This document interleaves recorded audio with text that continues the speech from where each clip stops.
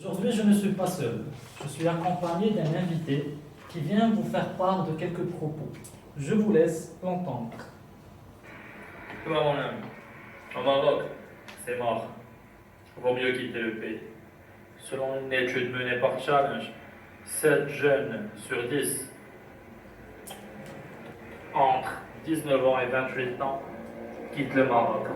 Et ça s'appelle normal à sa vie. Normal. Il n'y a ni perspective, ni développement, ni changement. Hey, derrière l'optimisme d'elle. Soit les lions de la casse, qu'est-ce qu'ils ont fait? Ils étaient nuls. Le Maroc est nul. Merci. Ceci est une de mes peaux mortes.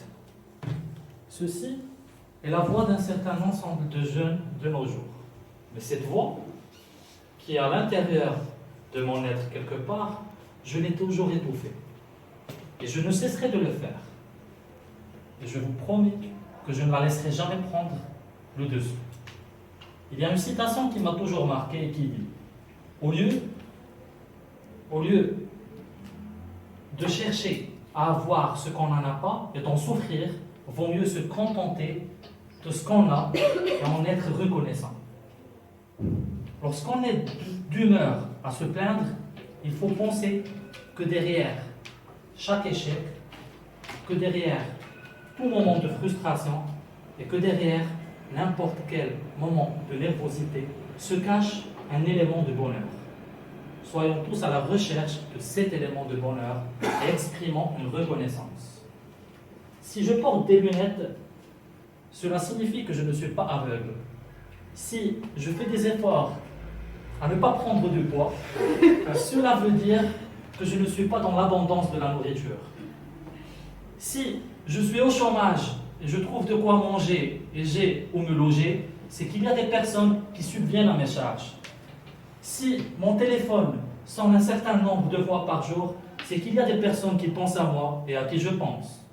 Si je lis dans les magazines et les journaux des critiques des actes de nos gouvernements, c'est que notre pays tolère une certaine liberté d'expression. Et finalement, si j'ouvre les yeux chaque matin, c'est que la vie m'offre une nouvelle journée. Ça va de soi. La reconnaissance, depuis la nuit des temps, et depuis Bouddha et les maîtres spirituels, elle était à la recherche de tous les philosophes, sans exception. Aujourd'hui, il y a la manifestation de plusieurs recherches, notamment l'intelligence émotionnelle et l'intelligence sociale.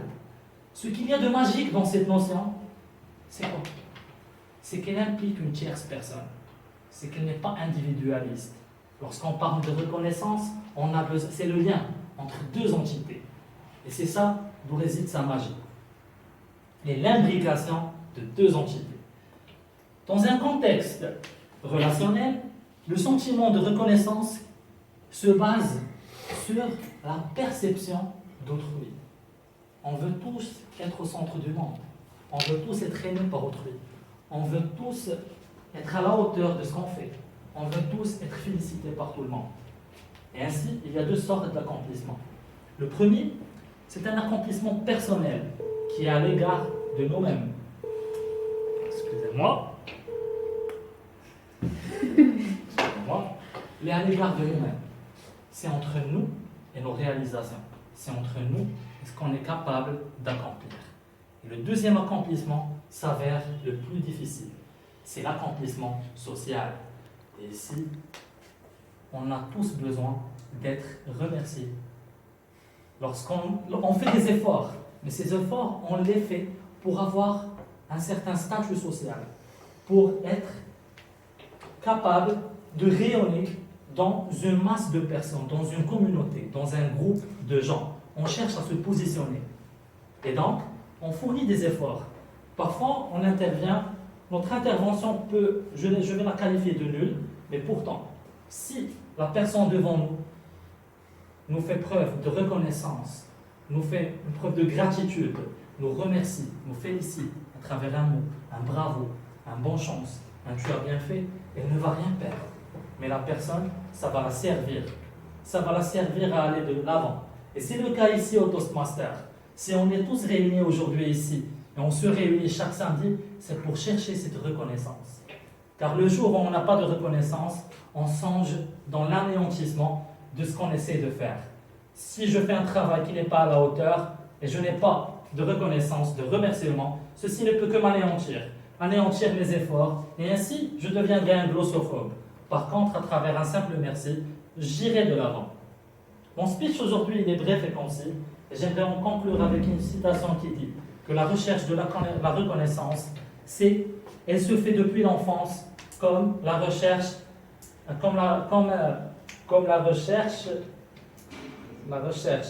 de la reconnaissance s'abrève depuis l'enfance comme le résultat d'une récompense. Et avec ceci, je vous remercie tous pour votre reconnaissance.